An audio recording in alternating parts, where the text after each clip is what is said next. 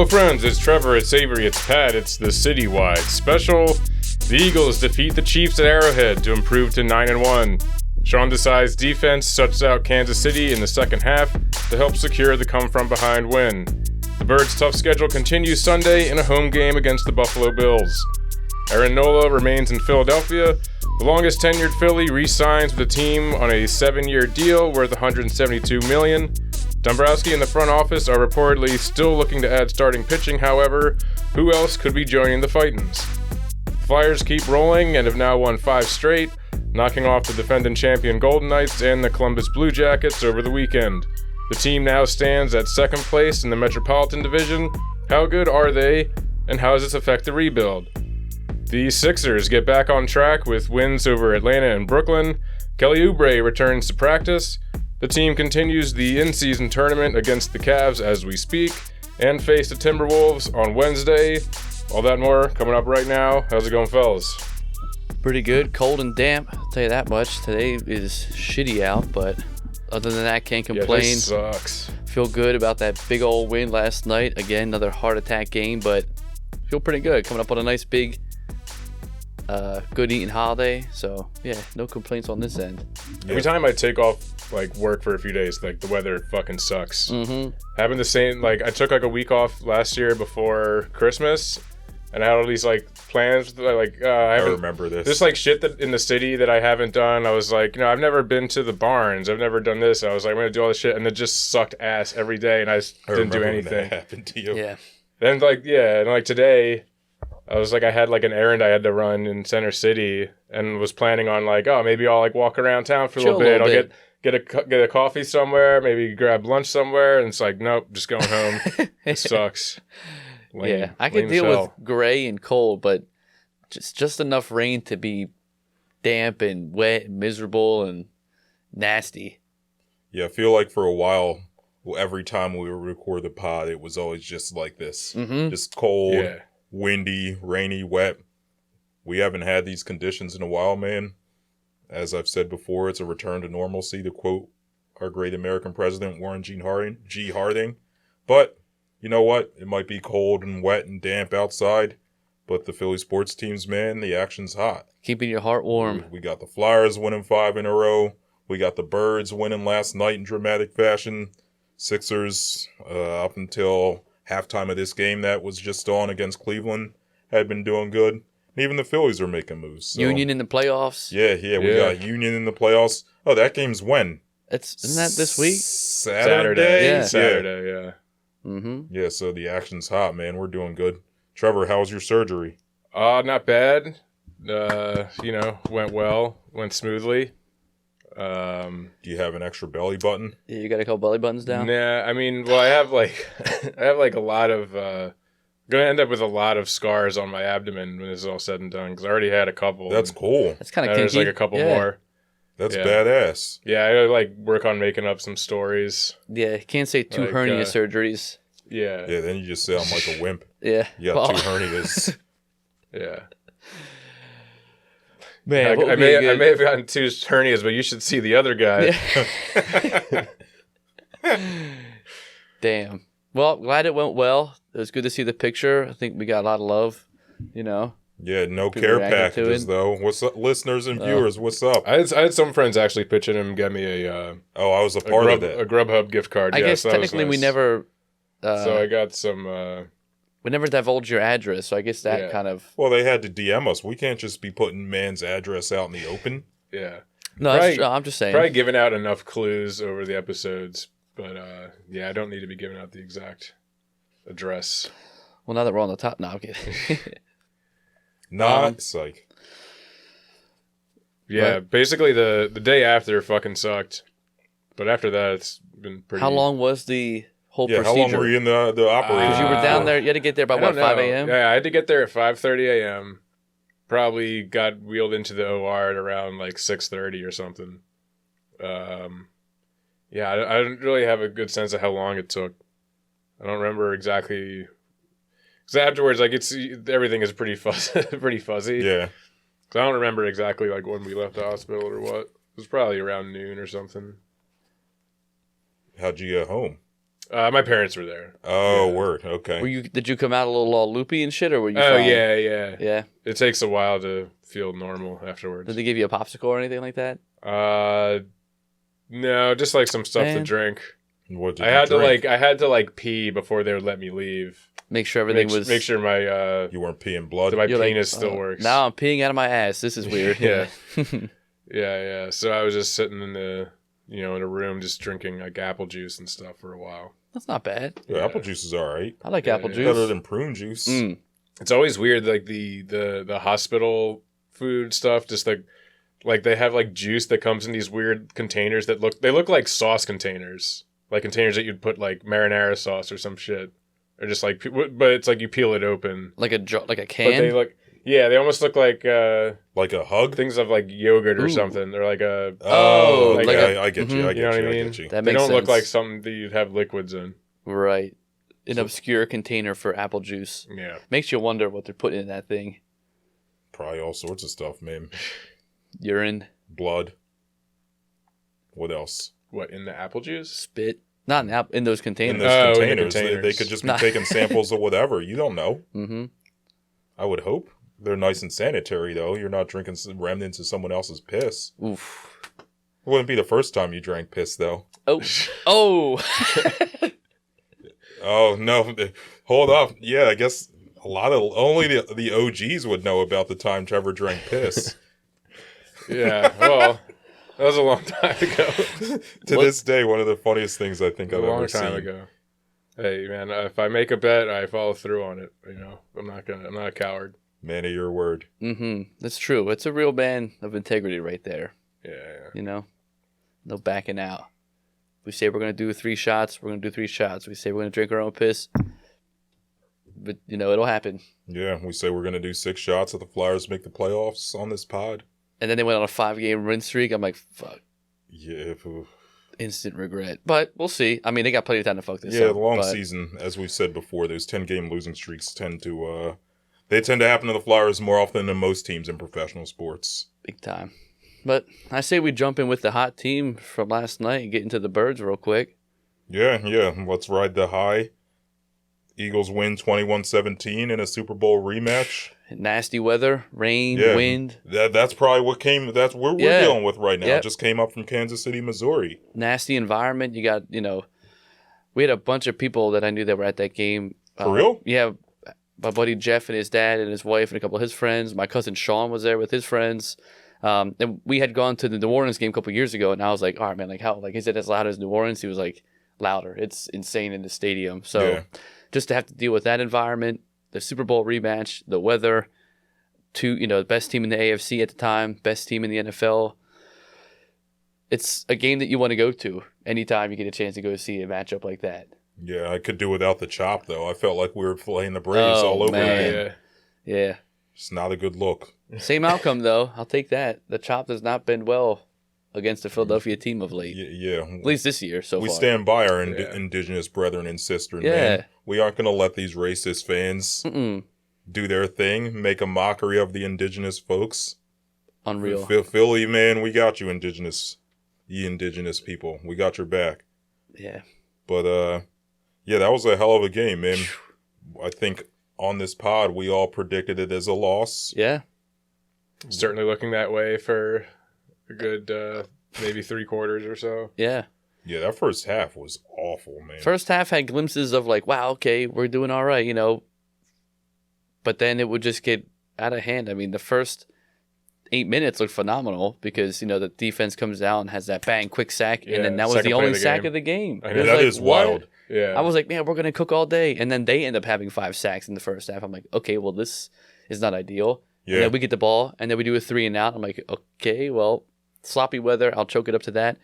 And then bang, like clockwork, they just march up the field and scored a touchdown. Big run game this year, or, last night. I think no quarterback broke 200 yards. No, I don't think so. Mm-mm. Hertz was at like 50 yards halfway through the third quarter. He ended with like 150-ish. But hey, and 3 touchdowns still, so that's not bad. But sloppy game. I think that Hertz says it all the time, you know what I mean? It builds adversity. They still haven't played to their standard yet. All that same boring shit that he loves to say, but I tell you what, that game meant something. The way that defense came out in the second half. But we said this last podcast, Kansas City is the worst scoring offense in the second half. That was a great point. And they put up a fucking goose egg. That's hard to do. I saw today that the Chicago Bears have now scored more points on the season than the Chiefs. In the second half? I think just in totality? Total? Yeah. Wow. What?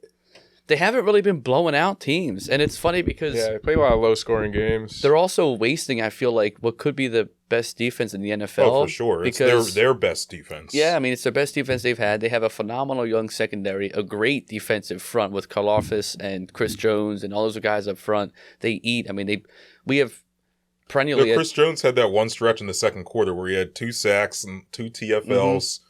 It was just all over the field. I will say, though, a couple of his sacks, like Hurts was giving himself up. So, you know, it was okay. It was kind of like when Michael Strahan won the sack record and sacked Brett Favre, but Brett Favre just laid down. Like, he's not running out, getting chased.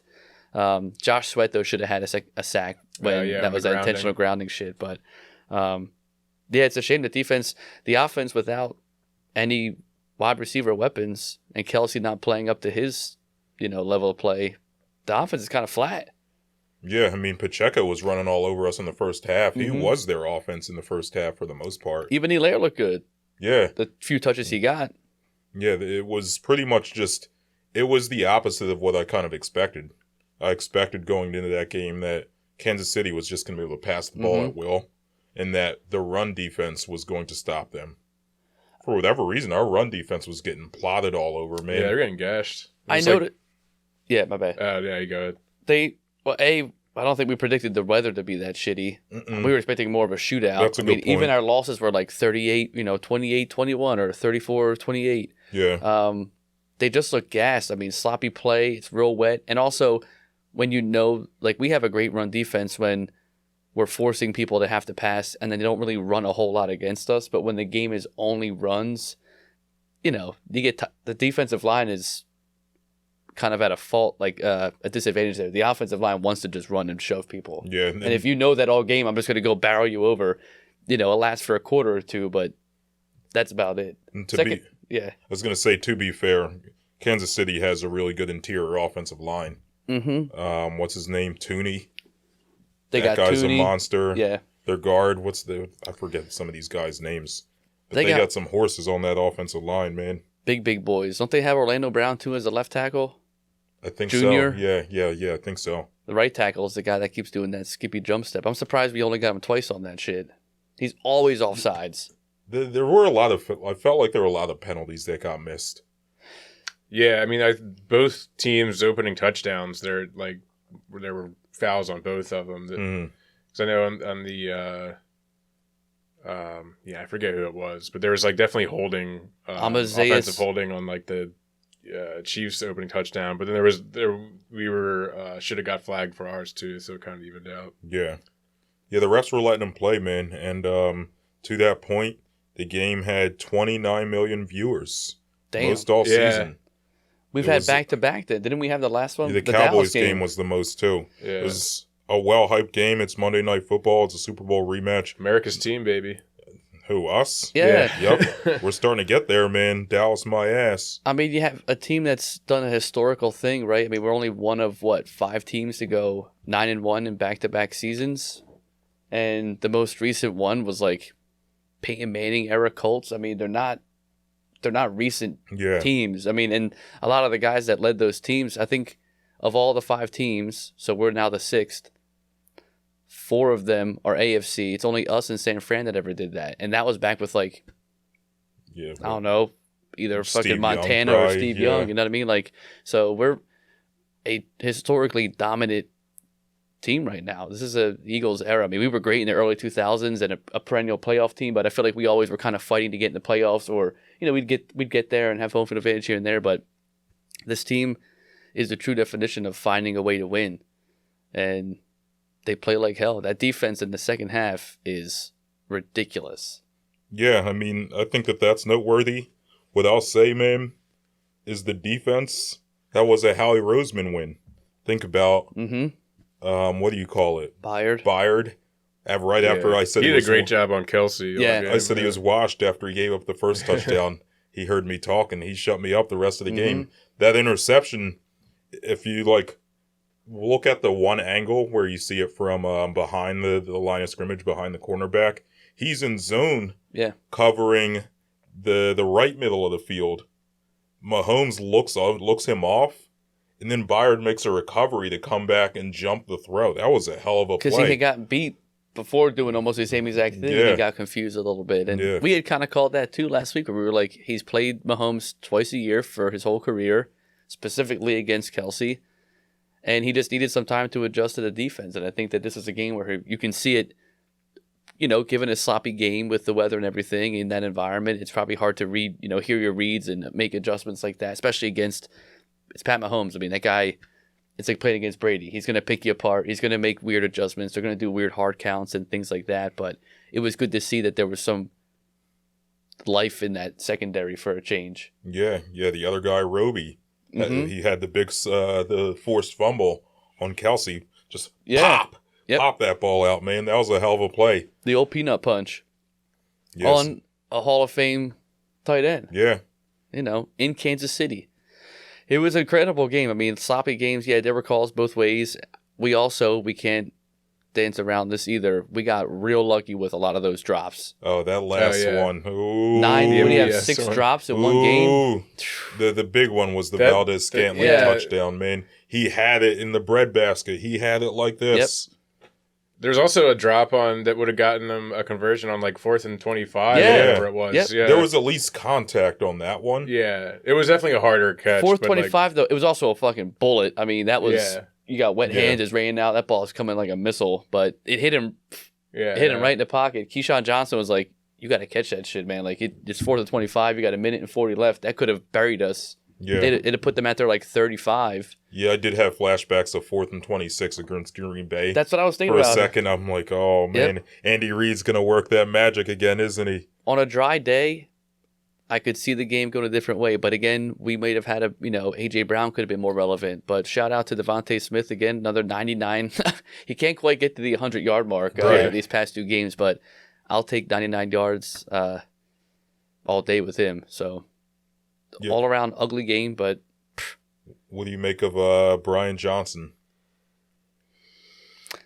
First half had me, or second half, I'm not gonna lie, I was furious. I don't understand the second half had you furious? First half, it's a start. I think a lot of the game had me furious. They also don't usually start games off hot, but to do those screens back in your own fucking end zone, what are we doing here? I get it, you want to get the ball out fast, but come on now. You're just asking, and it almost got picked the one time. Yeah. And I understand running wide receiver screens to A.J. Brown. You know what I'm saying? He's big, he's fast, he's strong, he can make guys miss. I understand running them to Devontae. He's slippery, he's small, he's agile. I do not understand running them to Julio Jones at this stage of his career. Yeah. Back-to-back plays. On your own 15. What are you doing? On your own 15-yard line, in the rain, in the wind. That was asinine, man. That's just barking up the wrong tree. What are you doing there? It made absolutely no sense. And then when it's 3rd and 15, you do a quarterback draw to get some room. It's I don't get that. Dude, they love quarterback draws, right? The touchdown we had, ended up working, but it was as soon as I see them line up empty, I'm like, here comes the quarterback draw. I said out loud. I was like, they're not throwing this. Mm-hmm. I said out loud to myself, sitting on my couch. So help me God, if this is a quarterback draw, just like that. Yep. And then as soon as I saw it was a quarterback draw, I was like, good Lord, no. That yes. Was one of the only ones this year that, last year, I feel like we saw that all the time, and Hurts would get easily a first down almost every other time. This year, he had a weird hesitation when they do that QB draw where he, doesn't know if he wants to really run or not. And then when he does run, he's, afraid to get hit. That one, he finally ran with confidence. And, by the time people know what he's doing, he's already 5 yards in, bang, in the end zone. So if you watch the replay of that one in particular that he scored on, I don't know if Hurts audible to this or not.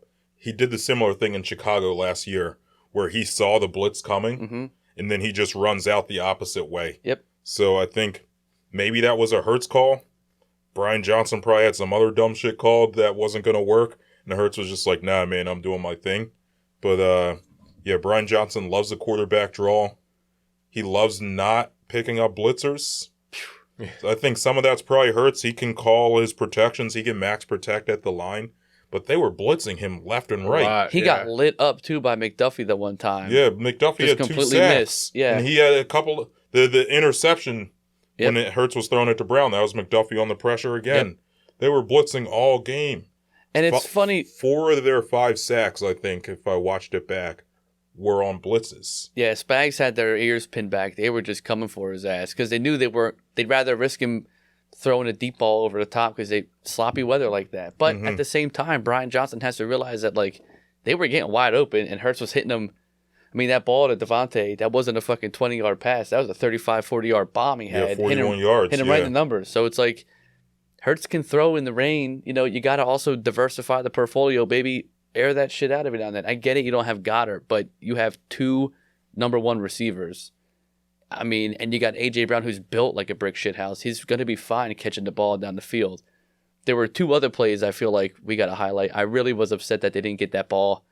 He barely hit him with the shin. Well, the Jalen Carter one. Okay. But when A.J. Brown, that was my second one, but A.J. Brown with the strip A. Yeah. That was one of the best like non-plays I've ever seen. Yeah. Peyton Manning straight up called it the best play he ever saw. Yeah.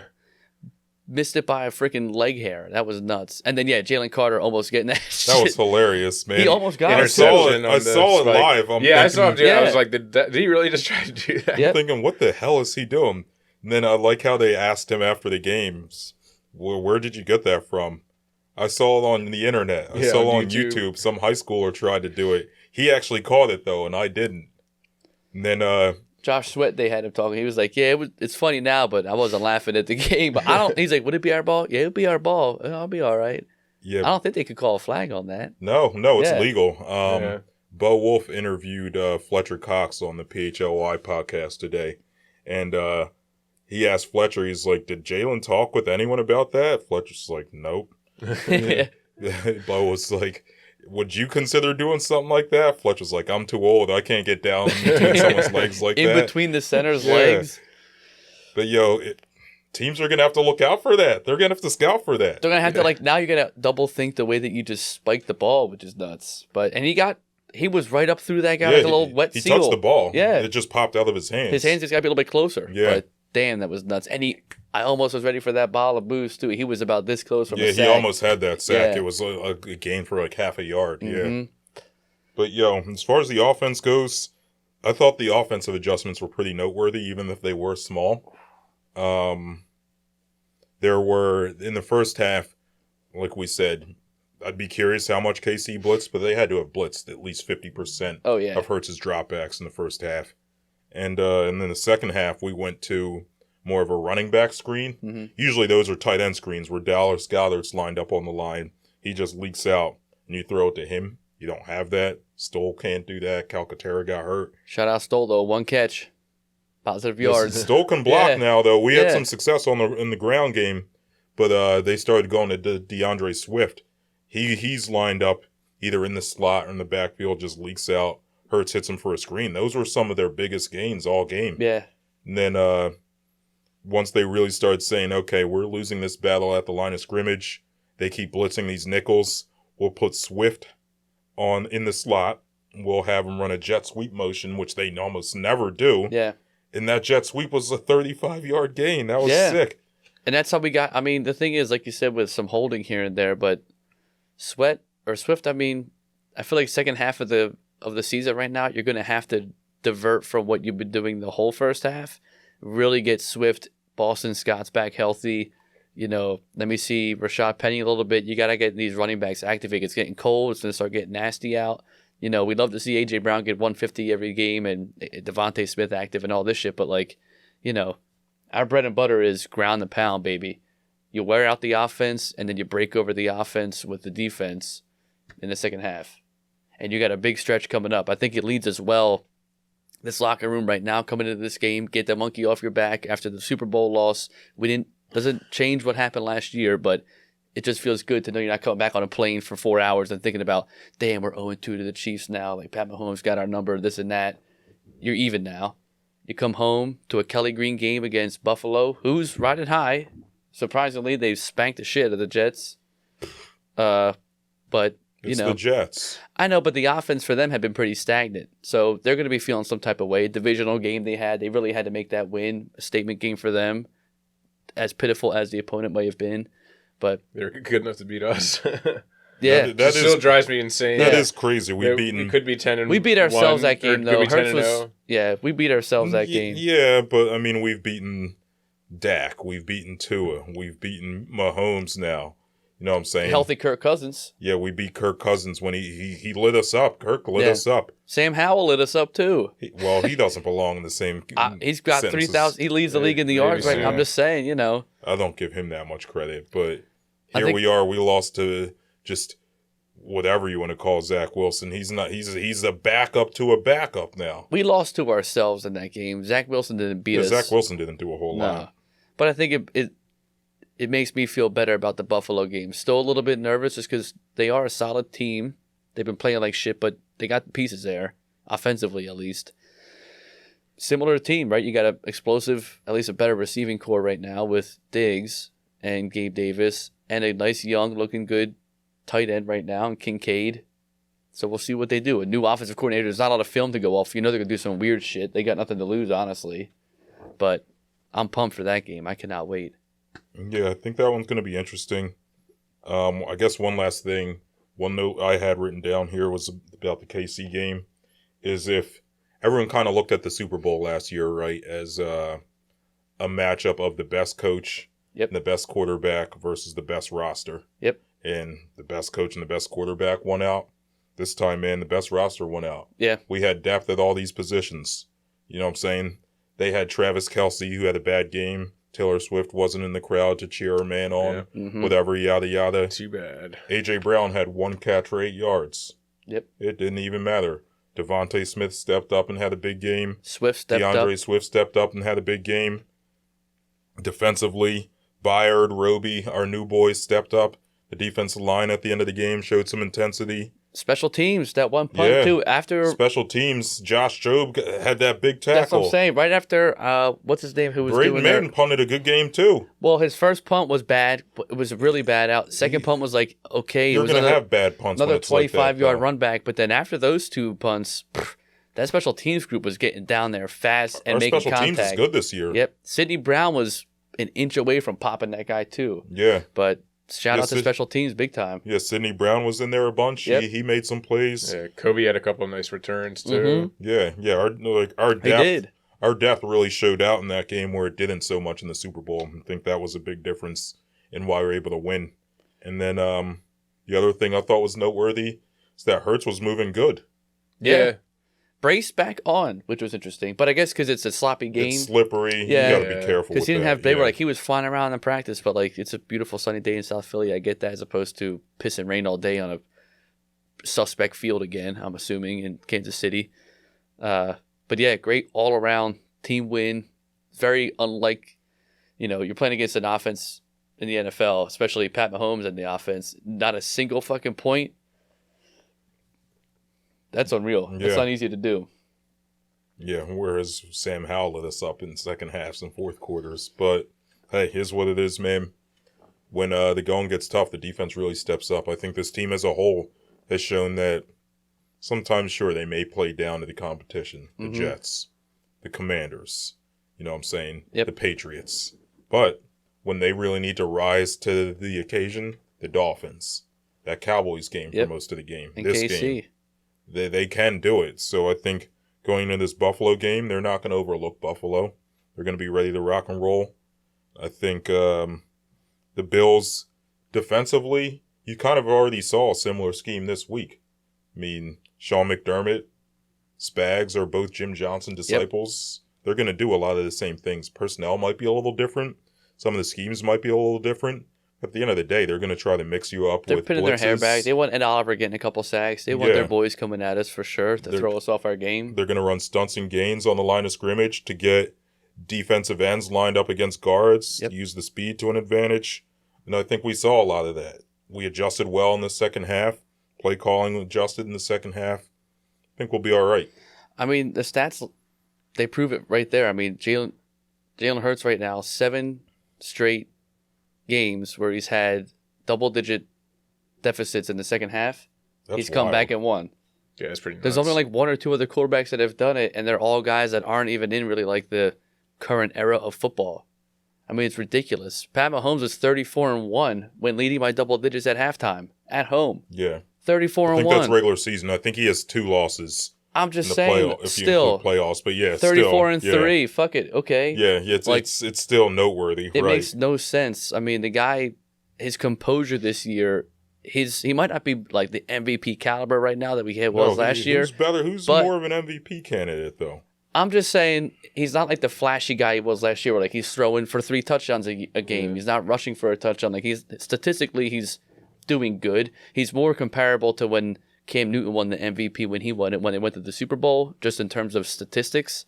However, there's guys right now, like people are going to look at Brock Purdy or look at other guys to be, I'm just saying, because he's I hear you. flashier. Yeah. It might not be what we assume, but he's doing things. A milk dud. He's kind of doing things that people don't look at from a broader base. I mean, it's unreal.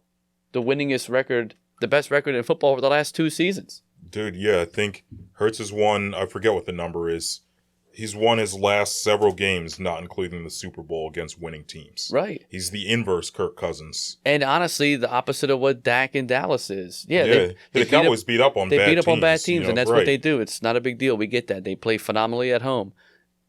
Another big test, once we get through this stretch 2 of the Bills and San Fran, is we haven't beaten Dallas at home since 2017.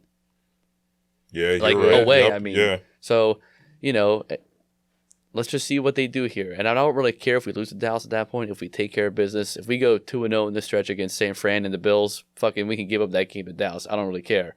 But it would be just another stupid fucking monkey off your back if they could just take care of business and beat the shit out of Dallas in Dallas. That would be... Well, hey. Yeah. Well, speaking of Dallas, we want to check in on some... I want to check in on some Dallas fans. Oh, were they mad about the tush push again? Is it this guy again? We seen him last week. No race. Yeah, it's a different guy, I think. This was a chance for us to finally claw back. They could have had a setback today. 8-2 instead they're 9-1. That's right. And you look back, that Arizona game is creeping up on us. Shout out Johnny Gaines. Oh my fucking God. How did we fucking lose to Arizona, man? Johnny Gaines, man. That's a game I wish we could have back. Because these fucking Eagles, the refs are always going to be on their side. And then you got teams like the Chiefs making stupid, self-inflicted mistakes. The Chiefs should have had this game, man. They should have won this game. How do you not win this? You're coming off of the bye week. You're playing at home. You're up 17-7 going into halftime, and you don't score a single fucking point in the second half. You mad, bro? Oh my God. How do you do that? I wasted all my fucking evening watching this shit. Oh.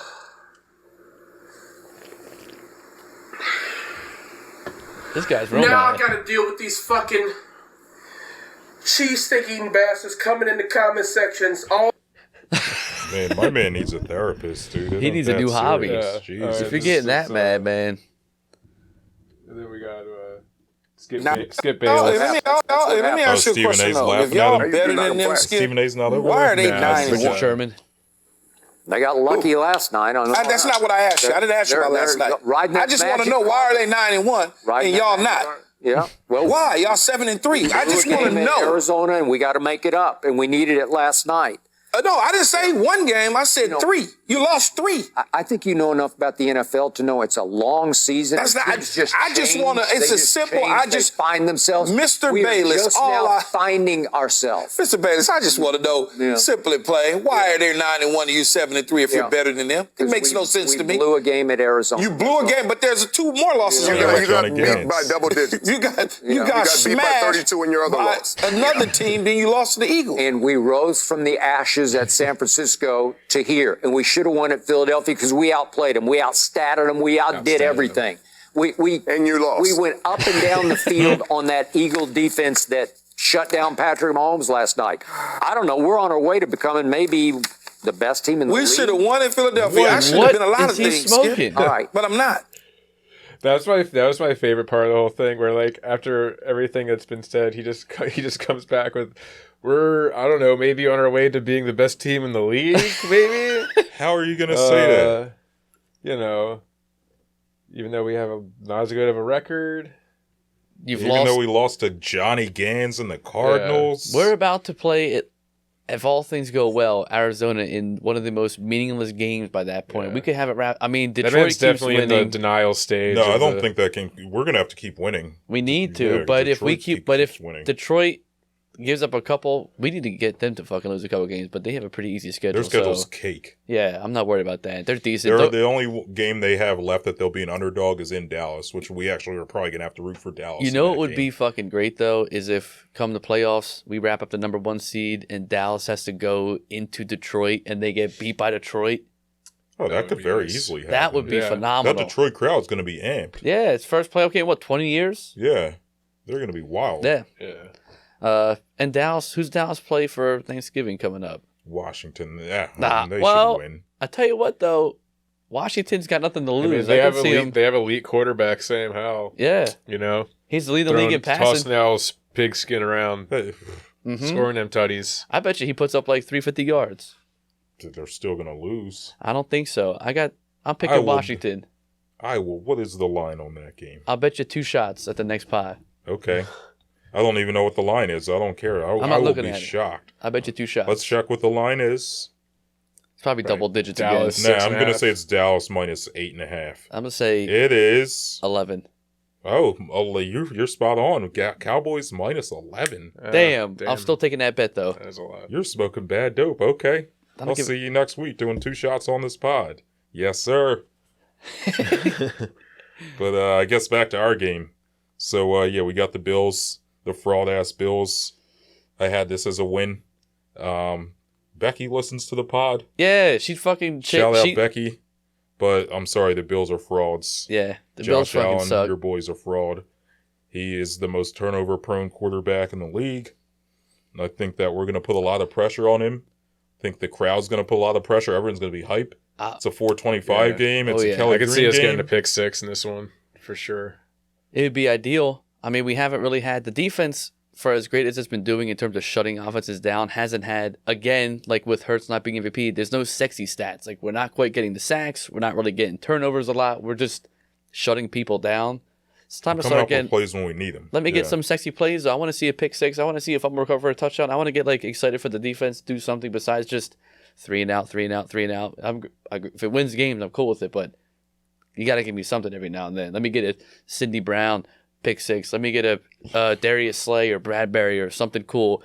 Jalen Carter's due for a big play. Somebody is. Jalen Carter, a fumble sack for a pickup by Fletcher Cox for a touchdown. That'd be cool. Yeah. Yeah, I think Josh Allen's so mistake prone, man. Is his streak still alive? Did he throw a pick last game? I don't remember if he did. Know. I don't think that he was on like a 7-game tilt. He leads the league in picks. I know that. So, yeah, I mean, he's mistake prone. I think we'll force him into a couple of errors. I do think that their defense gives us some trouble, even though we just saw a similar defense. Yeah. They've got some talent. Well, again, it depends on the weather. Yeah, the line on that game right now is Eagles minus 3.5. What's that weather looking like? Sunday's looking beautiful. 50 degrees, low of 28. Oof, man, it's going to be chilly it might get out. chilly. You're going to be cold up in there? Nah, I'll be warm. But Damn, it's going to rain the rest of the fucking night. God damn. Yeah, so I think we win 28-24. We cover, and we move on to 10-1. I think we win 34-17. Damn. Yeah. I think this is the game that they come home, they get their shit together, they realize that they had a great, ugly win, but, you know, I think that they're starving for a dominating win. They keep saying it all year. I don't know when it's going to happen, but it'd be beautiful if it happened next Sunday. So I'm thinking, what'd I say, 34? 34-17. 34-17. Okay. I'm locking it in. I'm going 27-24 Eagles. Okay, so you have Buffalo covered. Yeah. Okay, yeah, I mean, the Bills are good. They fired their offense coordinator. I mean, for what it's worth, it was the Jets, but the Jets have a pretty good defense. Mm-hmm. The Bills ran up 29 points, 30 points? Yeah. So I think they can score, but think we'll be able to score a little bit more, especially if we're at home. That's a statement game though for the Bills. You lose their OC, you gotta you're playing for the new guy, or they're all jazzed up for some bullshit. I'm not really overly concerned about it. Clearly. That's all I got about them. Well, yeah, I guess unless anyone has anything else, that just about does it for the Eagles, right? Yep, I think that's it.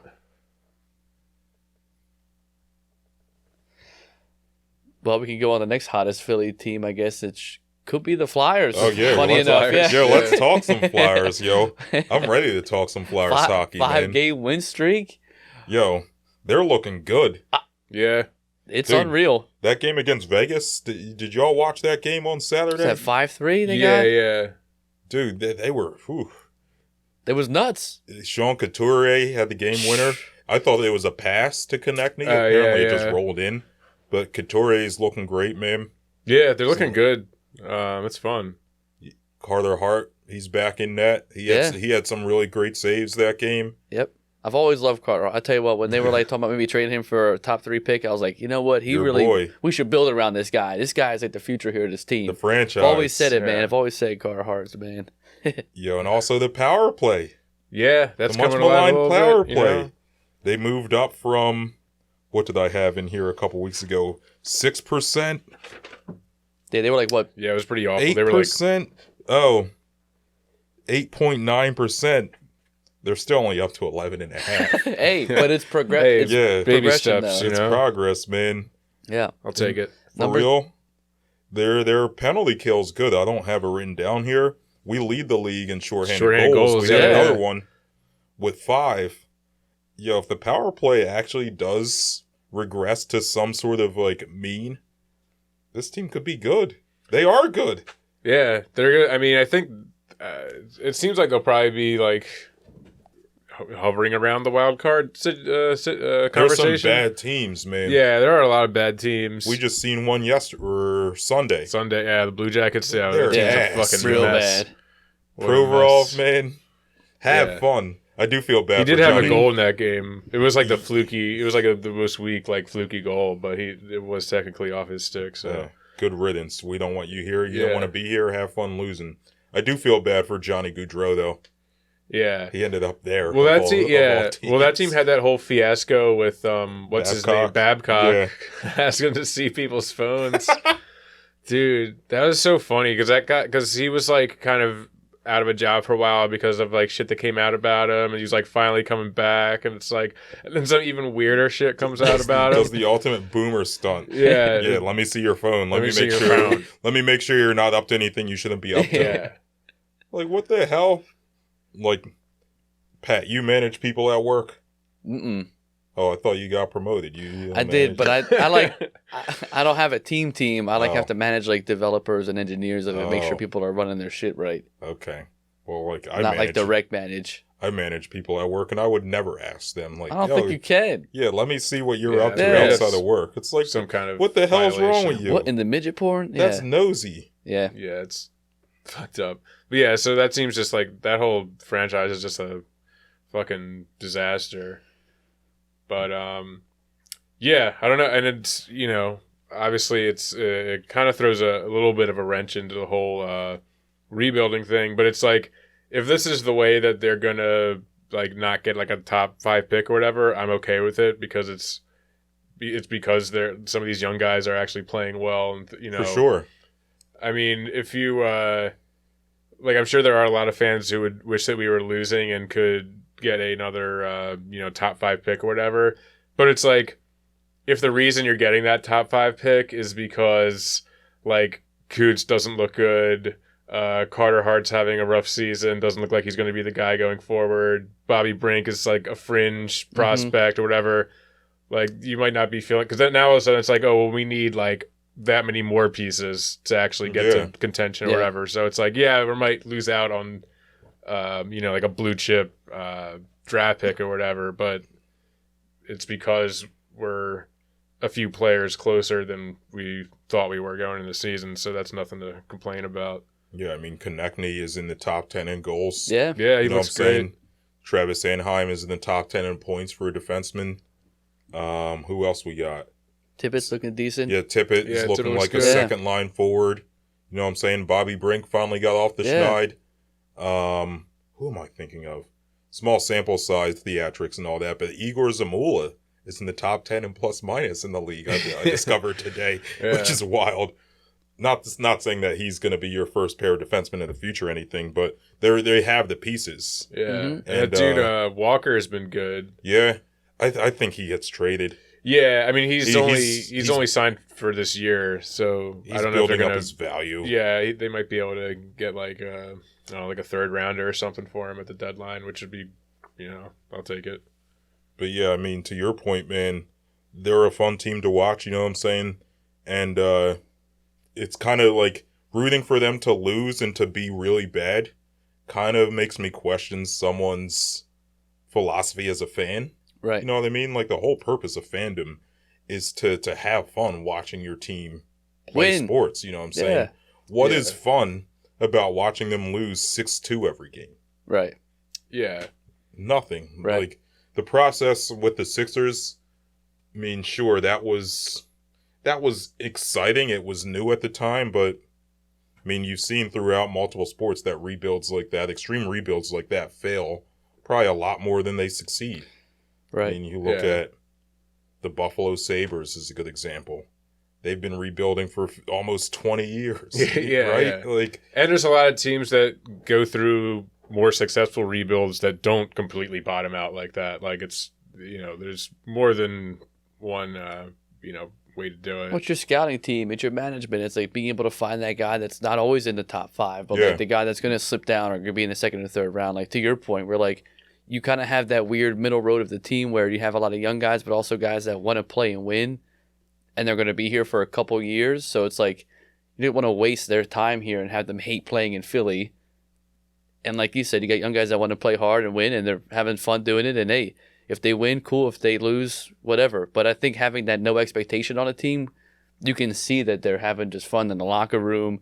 They're having a good time on the ice. They're playing, finding ways to win. They're kind of beating the shit out of teams too a little bit here and there. I mean, they're putting up goals, which is the offense has been on fire. Yeah. They're still out shooting teams. I said this a couple weeks ago and was just thinking, it's small sample theater and all that. I mean, it's not as small a sample anymore. We're at, 18 games in?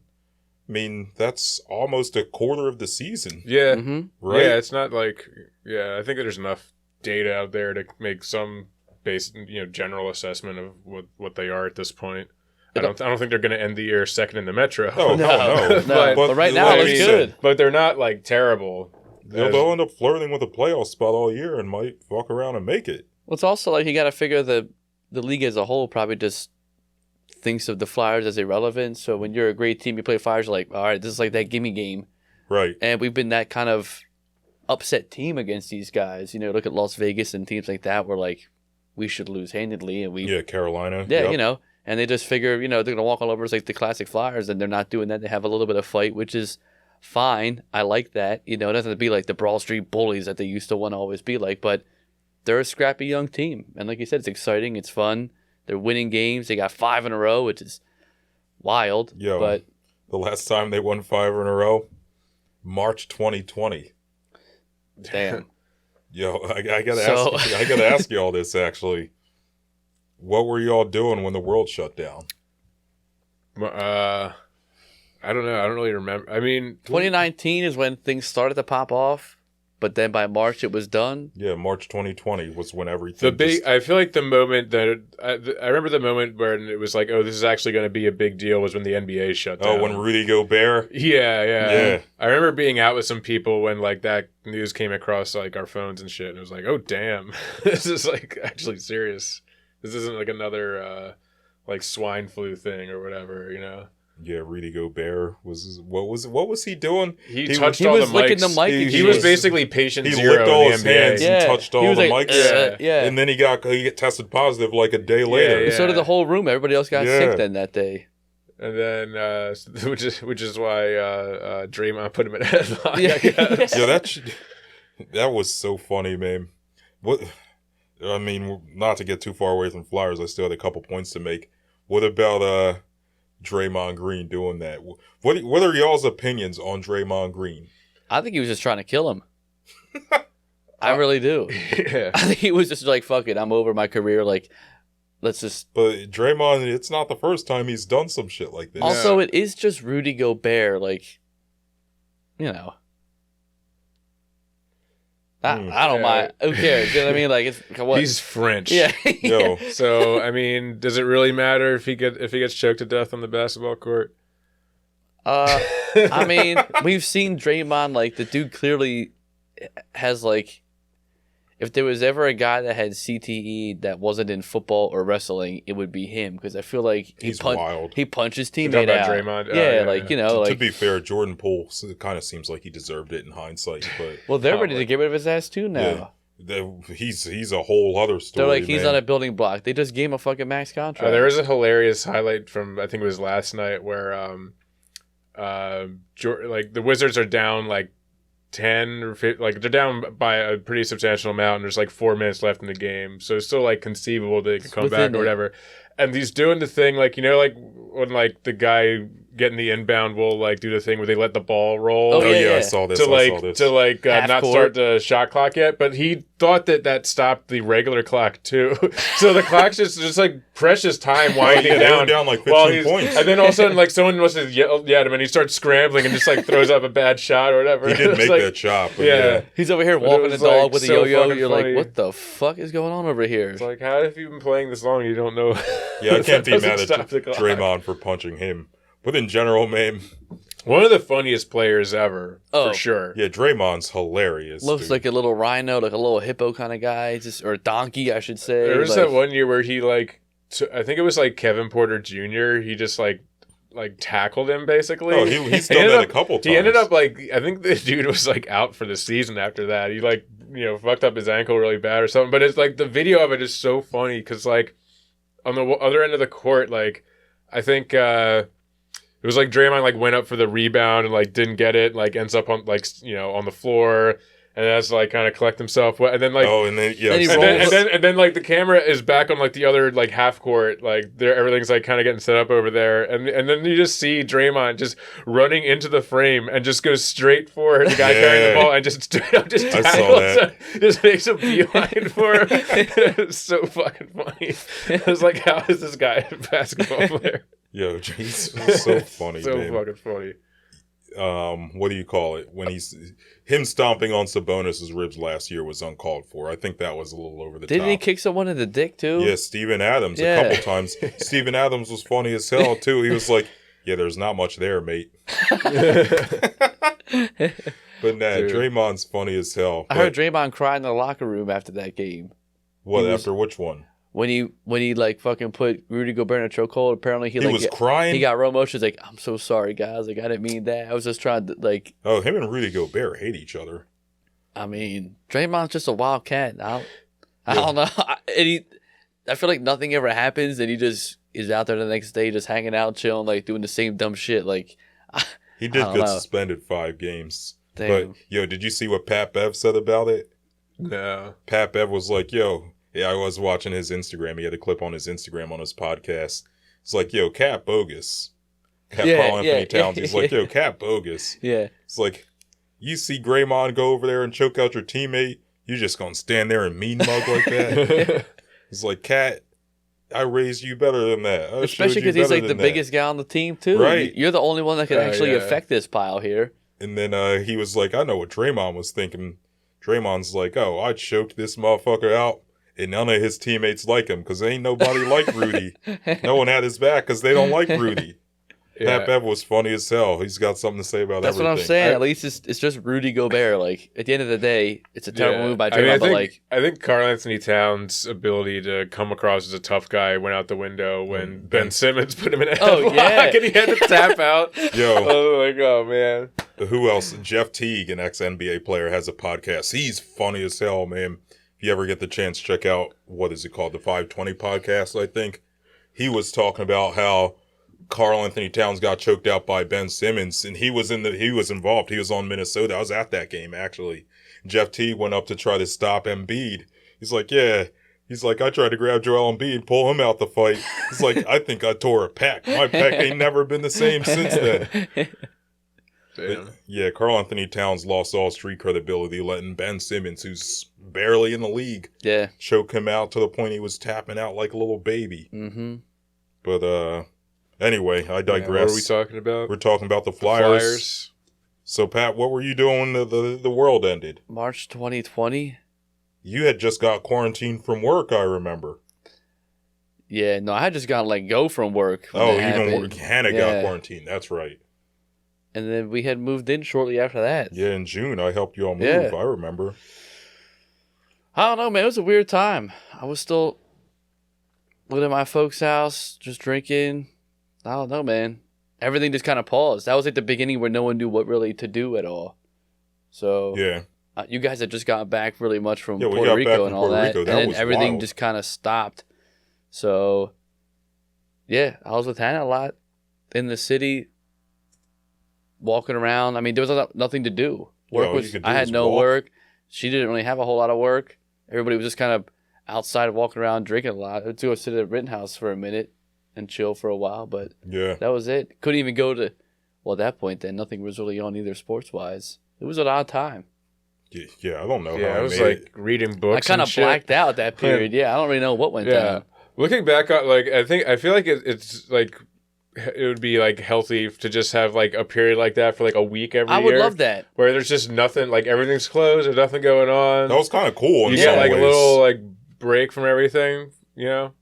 I was cooking a lot more. I was making bread. I was trying to make mozzarella cheese. People got really into making bread. Yeah. That was like you had nothing but time because that shit has to sit for like 3 hours. Making sourdough. Yeah. I tried to make mozzarella, but that shit fucking sucked. I didn't do anything like that. I was so mad. What did I do? A lot of stoop beers, a lot of stoop hangs. Oh, yeah. That's where we came up with the idea for the pod. Yeah. But, yeah, you know, what did I do? That's what I'm saying. It's hard to think about. Like, I don't know if I didn't do necessarily. Oh, I was going into work. I was making face shields. That's right. Yeah, I was making face shields. You were I was saving the world. I was an essential worker. Essential worker. Hell yeah. Yeah. What else was I doing? That's the only noteworthy. I was drinking a lot. I saw my family a lot. I was eating a lot. Yeah. I think the first like month and a half, 2 months were probably like the most unhealthy I've ever been in my life. Oh, I drank. It was just nothing to do except, and I was like just drinking a lot of beer, and then just all of like I was just too lazy to like go to the Acme and deal with like all the shit being at the Acme, and you know, you got to mask up, glove up. Yeah, so going to the store was ass. So I was just like getting all of my food from like the corner store. I was just eating mad like Elio's pizza and chicken nuggets and shit. And then like after a while, I was like, all right, I gotta like, you know. I smoked a lot of weed. Figured this out. Nothing really much else to do. We would sit at like St. Patrick's Church there because we pick up either a bottle of wine or like a 12-pack, sit on the church steps and just watch the world go by. But there were no cars, which was kind of sick. So you like walk around Center City and like, the streets were so quiet all the time. People didn't talk to you because they didn't want to get sick, so that was pretty cool because like, there was no fucking random small talk with strangers. So like, I love that. I don't know, man. We just kind of figured shit out. It was weird. Like you said, it was a weird pause. Like, time went slow, but also kind of went fast at that time. Now that looking back, I mean, yeah. Yo, could you imagine if we had to do a podcast every week with no sports? Oh, yeah, we would get canceled. Yeah, immediately. We would get canceled. We'd be talking about. Wow, I don't shit. even want to venture to guess what we'd be talking about. The FCC would come for us. Well, they couldn't come because it would be all locked out. You know, oh, sorry, we can't see. The FCC still operates during times of pandemic, man. But anyway, what were we talking about? We were talking about the Flyers. Flyers. Anything else there? I think I got one last thing. So since the lockout in 2006, teams that are in playoff positioning on Thanksgiving, which is in 2 days, make the playoffs. Trevor, you might have heard this stat. I think I did. Were you listening to Charlie and Bill? I kind of remember this, but I don't remember the exact percentages. You got a guess? It was like 85. It's a lot, right? It's a lot, not that high. Not that high. Oh, fuck it. 72. 77%. I tell you what, I'm pretty good with my fucking guesses tonight. Not bad. So, the Flyers, if they win tomorrow against the Islanders, which they should, probably going to be in playoff position on Thanksgiving. 6 Dude, shot. What'd you say? 3 or what 6? if they make the playoffs? You're gonna be fucked that one podcast. I will, but like I mean, in terms of their rebuild, what if they make the playoffs? That's a good thing. I would say that's a good thing. Well, then you figure you probably got You're a lot potentially closer than you thought you were. But then you got young talent to build around. You got Bichkov coming eventually. And then you potentially could be a landing spot for like decent to subpar free agents. And, you know, people aren't afraid to come to Philly anymore. Like, you know what I mean? You got guys that are, you know, middle of the road, potentially kind of senior guys, whatever, that could help be a building block for a couple of years would want to come here.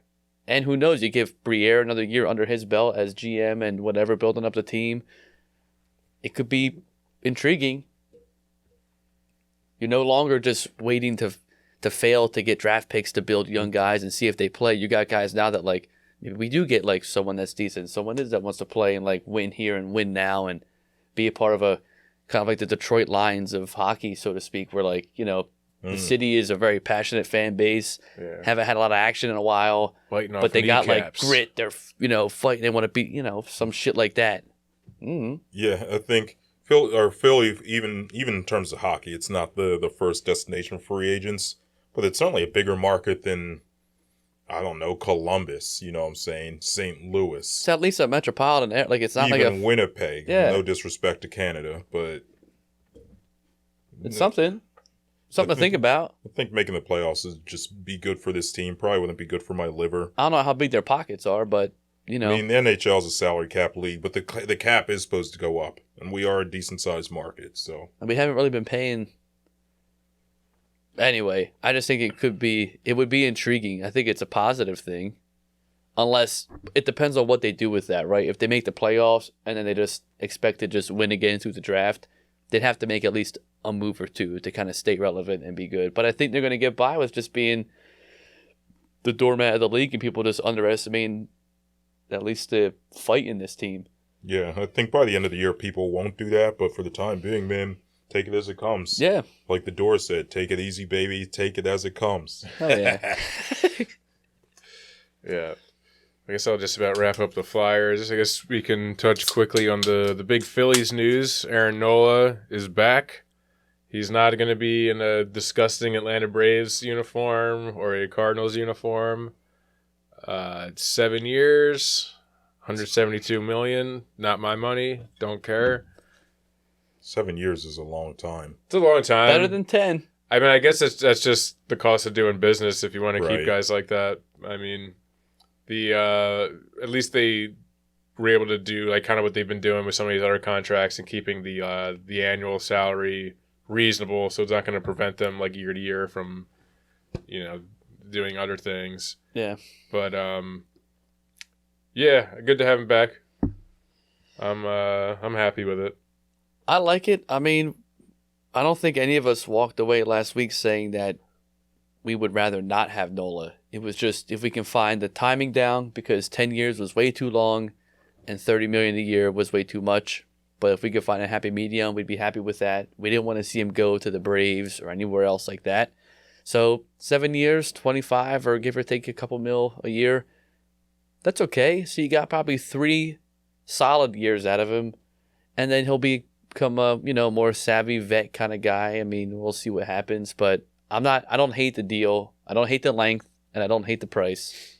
I like that they gave Bryce Harper the green light to kind of go out there and bring some guys and recruit people, especially Yakamoto or whatever his name is. Yeah, hold up. Yeah, we got to talk about this. What do you think is on this quote-unquote sizzle reel that Harper and his camp sent to Yamamoto? I have no clue. Does this, because I would assume that the guy primarily speaks Japanese, like, is he fluent in both English and Japanese? I have no idea. I wouldn't think so. Because a lot of those cats, I'm sure he can kind of speak English, but you got. I mean, yeah, but Bryce Harper isn't the most linguistic. These guys all have translators. Bryce Harper isn't going up to him and speaking in Japanese. That's for damn sure. Yeah, but that would be recruitment right there.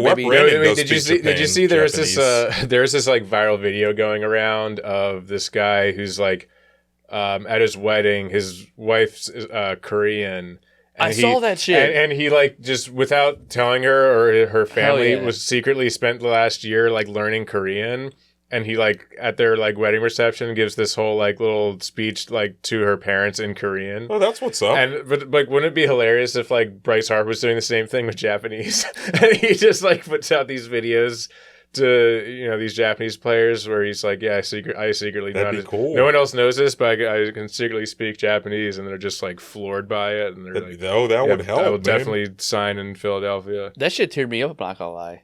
I got a little emotional. I didn't see that. That was video. very sweet. That's Yeah, cool. yeah. He hit him with the little Korean. The family was like, "You're right. We weren't on board with this at first, but we do like you that's now." what's up. Yeah, it was sick. Very Yeah. cute. But yeah, so we got Bryce Harper then sneakily learning Japanese. Hey, more power to him if he does. That's our first baseman, man. I think it just still feels good that like it's a sign of unity on the team. Like they're committed to winning with the core that they have. If you let one piece go, you can start to see the chip away of the armor. Maybe like they're not quite committed to continuing to go. Like they don't really care about it. They also don't really have a lot of prospects in the pipeline coming down for pitchers in terms of either free agents or farm.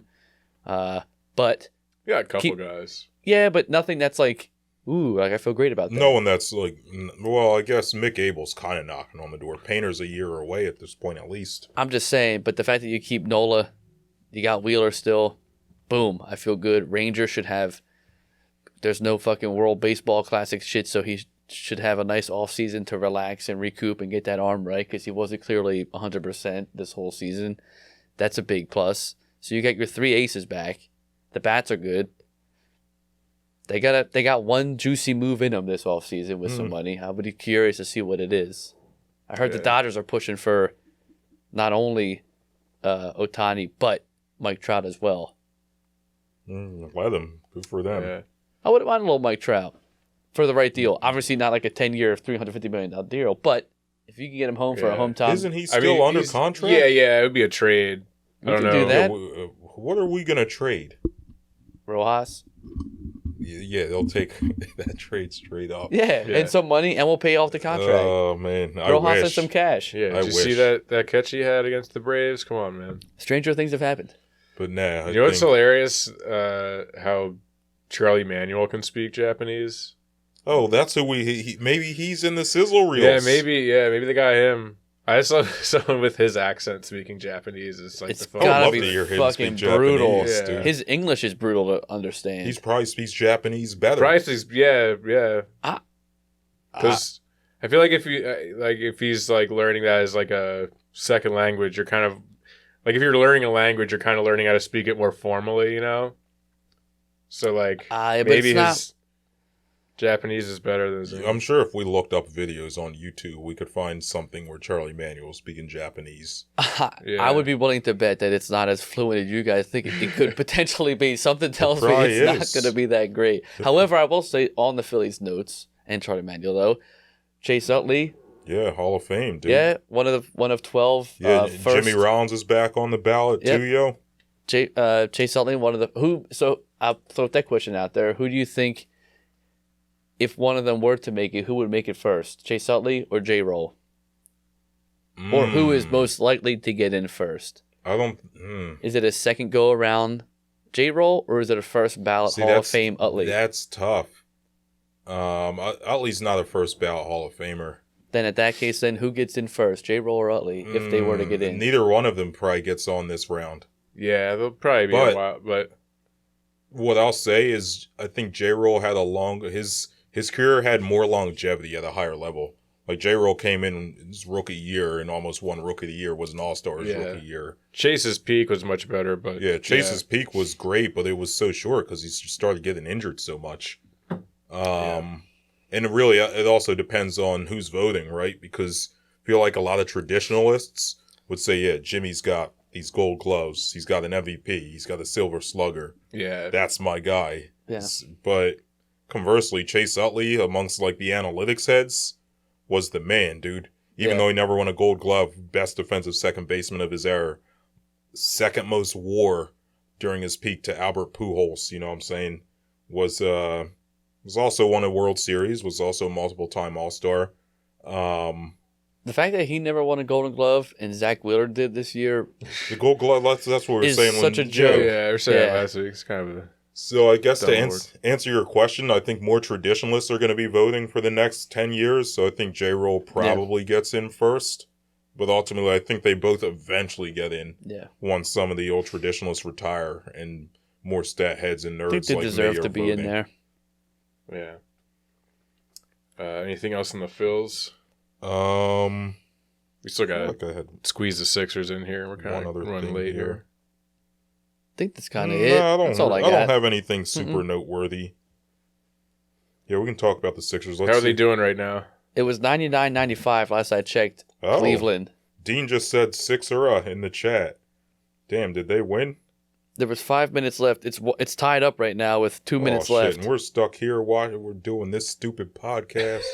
Jesus. Listeners, you see what we go through for you? We're missing a great in-season tournament game for y'all, man. We could have done this tomorrow. We could have skipped this week because of Thanksgiving. We do it for the listeners. We do it for y'all. Yeah. But, it's tied 103-103 with 2:07 left. Damn. We might have to pause on recording and go watch this shit. It's like, but now let's talk about the Sixers. So, we were a little down last week after they had lost to the Celtics and to the Pacers. They bounced back good on Friday. Beating Atlanta. Oh, you're putting it on your phone? Nice. I got that shit. So we were a little down after those couple games. But yeah, they looked good over the weekend. Yeah. Yo, Embiid was passing good on Friday. He had a couple really nice passes. Trevor, you sent that video to the group chat where that guy was dissecting how different their offense looks. I think it was on like Thinking Basketball or whatever. Yo, they YouTube love a pages. flex offense, man. Where they have the Embiid and the 4 at either end of the free throw line, and they just run their entire offense out of that. They love it. And like I had seen that, like watching the game, but seeing that guy break it down, I was like, wow. This is really crazy how much like more cohesive of a unit they are. They have the what is it? I think at least going into this game, the highest scoring duo in the NBA with Maxey and Embiid too. You know, I mean, like, they're just. We said it before. They're explosive. They're fun.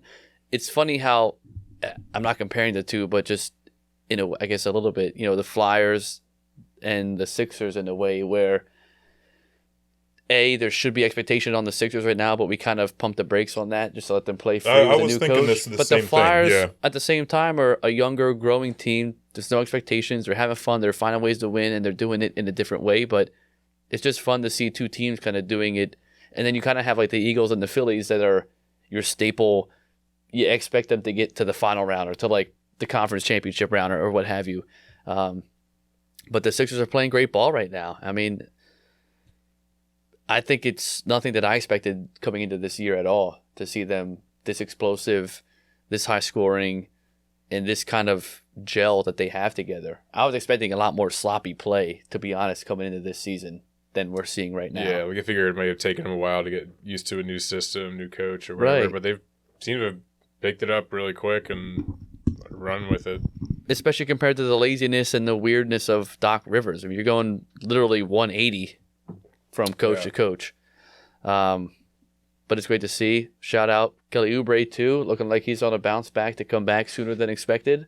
Yeah. Which is always good to see. Yeah, he's back at practice. He was putting up some jumpers. Looks fine. Doing a little light cardio. Looks honestly fine. I mean, that's a couple minutes of practice. Get him back out there. It was only a smart car that hit him. Right. Weren't they saying it was an SUV, though? No one. They still haven't found the car. Well, I guess people were assuming that it was like a big-ass car because he got hit in the ribs like pretty high up, you know what I mean? And he's like a tall-ass dude, obviously. So like he's also big, so maybe like he... Right, if it was a low car, his legs would have got fucked up. But maybe the bike was in the way, and then he got hit and landed on something and not the car and hurt his rib. Yeah, we'll never know exactly. But anyway, I feel pretty good about the Sixers. Yeah, I mean, I think that to your point about the offense, man, they have a lot of different things they can attack a team with. Last year, it was just, as I said before, we're going to find 50 different ways for James Harden to get Joel Embiid the ball. Most of that's going to be pick and roll, and that's that. Like that guy on Thinking Basketball dissected, all those flex cuts, different ways to get different guys involved. Even if they want to run a two-man game in. Maxey and Embiid on Sunday Maxey was hitting the pocket past Embiid over and over again. Yeah. So he can do that.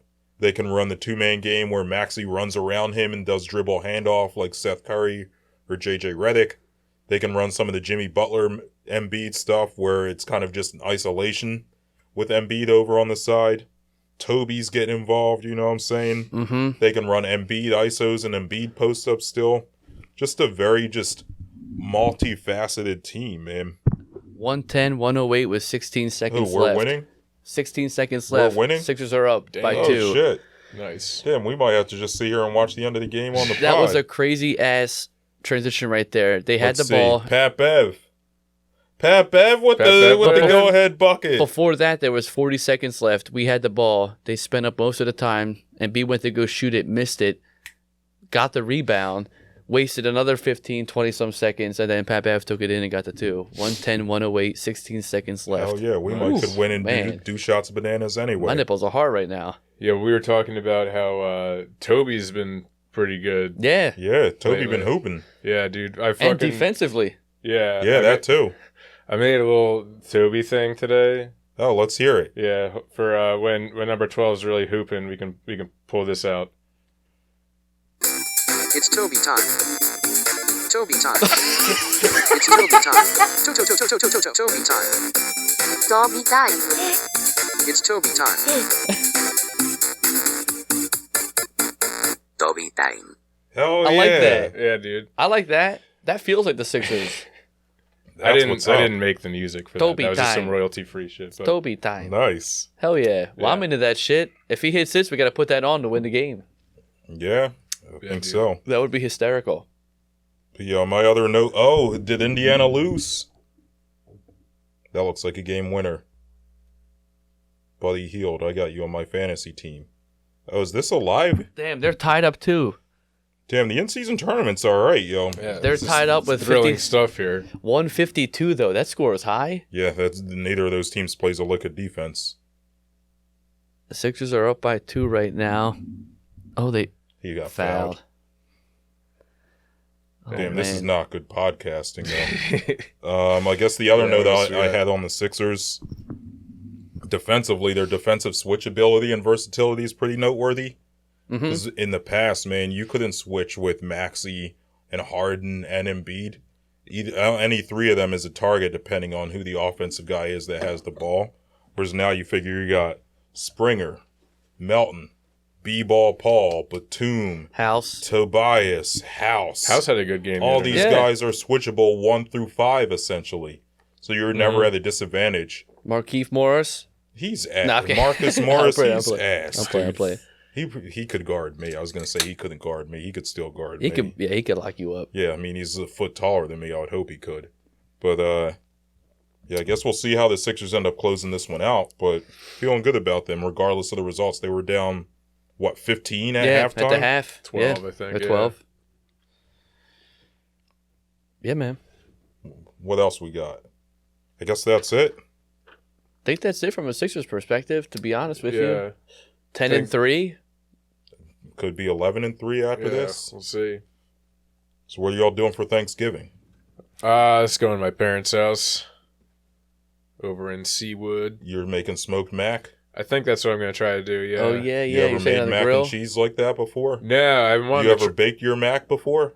No, not really. Do you have to bake it and then put it in the smoker? How's this work? Yeah, I mean, you can make it however, like bake it or, whatever you're going to do it. And then just like, once it's like more or less done, you just like throw it on the smoker for like, I don't know, like a half hour or something. That's what just I on was a very going to low. suggest. You Yeah. probably bake most of it in the oven, and That's then you what get that makes little sense. crispy, smoky the cheese smoky- on top. Oh, that's going to taste good in the Yeah. smoker, yeah. Yeah, I think the putting it in the smoker is just kind of to finish it off with like You get put some any of that ham in smoky your flavor. You put any ham in your mac and cheese? I don't know. I could do that. Could Make maybe any stewed do some little bacon in there. Little stewed tomatoes something on the like that. side. Yeah, some seafood mac. My mom always be making seafood mac for Christmas. That's pretty good. Woo! Mac with like crab meat. Hell yeah, That kinda she'd be shit's putting fucking crab nice. meat and shrimp And my mom uses sweetened condensed milk in her mac, so it's nice and sweet and creamy, like a creamy, sweet, delicious. Yeah, I never had mac and cheese so good in my life, man. Damn, that sounds Best good. mac and cheese I ever had from my mom's. What is your favorite? I guess Sam's mac and cheese, or we can add it in there too. Yeah, favorite. This is going to be a question I asked. Favorite Thanksgiving side. I like the stuffing. Stuffing's it's mid to me, you know what I'm saying? Stuffing's mid tier. Embiid for the win. No. Overtime? It's tied. Did they call they got time? Overtime. All right, well, we can wrap this pot up and go catch the end. I'm not gonna lie, this is gonna be a hot take. I'm not a big fan of stuffing. Stuffing's mid, man. I like it. I find it to be just wet croutons. Nothing wrong with that. I think you're pushing it. I don't think it's that bad. That's disrespectful to stuffing to just call it a wet crouton. I don't hate it. It has more flavor than that. I understand people love it. I'm not knocking it. It's just, I don't know. But at the same time, I do love green bean casserole. So it's like, I like a green bean casserole as well. Yeah, what about a yam? I think yams is my favorite. Yams are nice. A candied yam sweet, or a really mashed sweet yam. ones. Yeah, candied yams are so fucking good. Unpeeled, you get the little honey glaze on them. They're always hot. Little brown sugar. Man. Yep. Yeah. That's eating, They're buddy. so good. That's eating, buddy. I could eat only candied yams and green bean casserole. Maybe a little bit of corn. Maybe cream of corn. Would you guys have one that you could just absolutely do without? Carrots. Sometimes people are making carrots at Thanksgiving. I'm not a huge fan of Carrots are a little redundant if you already have yams and green bean casserole. That's what I'm saying. You already have your vegetable. You already have your orange I would food. say mashed potatoes I could do without. There's candied yams. Really? I don't need potatoes. Yeah, man. I love me some You mashed gotta have the potatoes. gravy. You gotta pour it on something. I like, my Uncle Dad makes this thing. It's called potato filling. What the heck? That sounds fake. No, Is trust it me. fake? Is it just artificial? No. It's homemade. It's like a mashed potato, but it's like really whipped up creamy potatoes with like a little bit of onion in there, but then also like chunks of potato. That just sounds like a mashed potato. Yeah, but it's creamier, and I don't know how to explain it. Your folks if you tried it, your folks need to learn how to make mashed potatoes. No, you always gotta have them creamy. We got mashed potato. I'm talking about this is a separate potato though. It's a separate. So you put the mashed potatoes inside this potato. Don't think too hard about the name. It's still a mashed potato in the family. However, it's just creamier and got a little oniony. I don't know how to explain it, but that shit rocks. If you tried it, you'd be like, whoa. I'll take your word for it. I'll trust you. Deep fried or baked turkey? You know, I've never had a deep fried. I've never had deep fried. I've never had the desire to burn down my house. So yeah, you see some of those videos where people just burn their entire garage. There's a way to do it. We should do it one day. I'm sure there's a way to do it. I have a pot big enough. You have a propane burner? Yeah. Yo, we should. We could deep fry turkey. I love deep fry. That's what we do. We should do it soon. We love. I have my big pot. I just fill that with. What do I fill that with? With oil? First, you got to fill it with water, and then you put the turkey in it, so you know how much it displaces. So then you could put the oil in without it worrying about bubbling over. Gotcha. That's probably what people People fuck up too much. They fill it up all the way with oil, and they don't think when they put a 30-pound turkey in, it's gonna flow over and hit the flame, and then you're fucked. They failed physics class. You got to dry the turkey out. Make sure it's not wet. Make sure there's no water on it. Dry that bitch out. Inject it. Get your water line right. Mark it. You're good to go. Yes, sir. Damn. But I think I'm down for a deep fried turkey. Yeah. Yeah, we could do that sometime. Do you need like a lot of space to do that, or as long as your yard's probably big enough? I think we could do it in our backyard. Well, no, your yard's a little small. I could do it out front. Yeah, you could probably do it out front. Yeah, your backyard's definitely do it in the middle of Broad Street. Fuck yeah, I don't care. FDR Park. Damn. Did the Eagles play another night? Oh yeah, we played Dallas that night. Away. We should do it that game, the Dallas. We can even just get we can even just do a breast. Man, I want more than a titty. I want a whole body, dude. There's a carcass in it, just won't have legs. But I'm down. We'll put this into motion. Yeah, we'll get some stuff. We'll get it locked in. We'll figure it out. Yeah, listeners and viewers, you want to come have some deep fried turkey with your boys? Sunday, December 10th, we play the Cowboys. We'll be talking about it. Gobble, gobble. Yeah, we'll have updates. All right, well, I guess that'll just about do it for us here tonight, everybody. Please leave us a 5-star rating and review wherever you get your podcast. Give us a subscribe on YouTube. Follow us at TikTok, Twitter, and Instagram. Send us an email at citywidepod@gmail.com. And from all of us here at the Citywide, good morning, good afternoon, good night. Happy Thanksgiving, y'all. Peace. Happy Turkey Day.